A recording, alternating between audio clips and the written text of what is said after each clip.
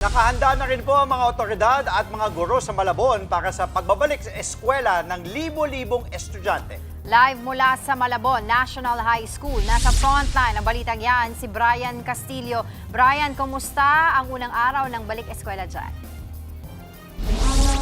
Kasi ito ang susi sa inyong Andre, Angela, sa mga oras na ito ay ongoing yung kauna-unahang flag raising ceremony para sa school year 2026-2027 dito sa Malabon National High School. At mismong si Malabon City Mayor Jeannie Sandoval nga yung nangunguna ngayon sa pagbubukas ng klase dito sa Malabon. Simula pa kaninang alas 5 nang magsimulang magdatingan yung mga mag-aaral dito sa eskwelahan.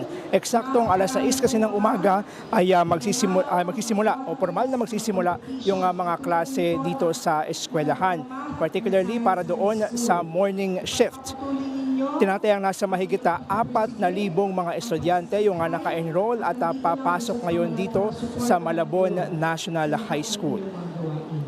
Andre, Angela, sa ngayon ay maganda yung panahon at mukhang maganda-ganda rin naman yung mood at energy ng mga estudyante na para sa kanilang pagbubukas ng klase dito sa Malabon National High School. Maya-maya lang, magbibigay pa kami ng mga karagdagang updates. Yan muna ang latest mula dito sa Malabon. Balik sa inyo, Andre at Angela. Alright, maraming salamat Brian Castillo. Silipin naman natin ang sitwasyon sa Malabon National High School kung saan nasa 4,000 estudyante naman ang nagbabalik eskwela. At live po mula sa Malabon National High School, nasa frontline ng balitang yan, si Brian Castillo. Brian, anong latest update dyan?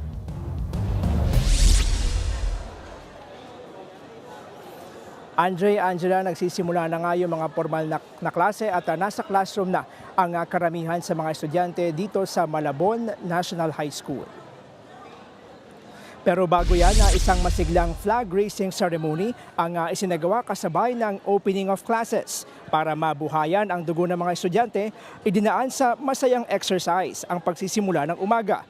Maging si Malabon City Mayor Jeannie Sandoval, napasayaw din kasama pa ang mga teachers.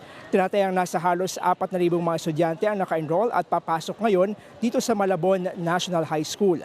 Ayon sa principal ng eskwelahan na si Ma'am Olivia Martin, naging maayos at smooth ang pagsisimula ng klase dahil summer pa lang ay naghahanda na raw sila. Nagbukas na rin ang klase sa katapat lang na eskwelahan na Malabon Elementary School.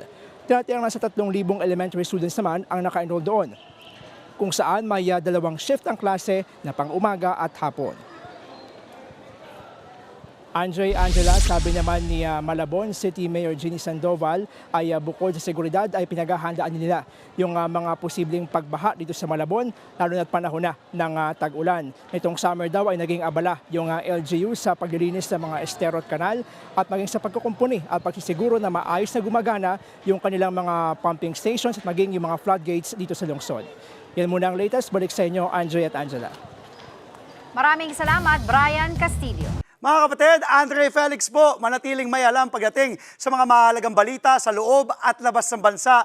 Mag-follow at mag-subscribe na po sa social media pages ng News 5.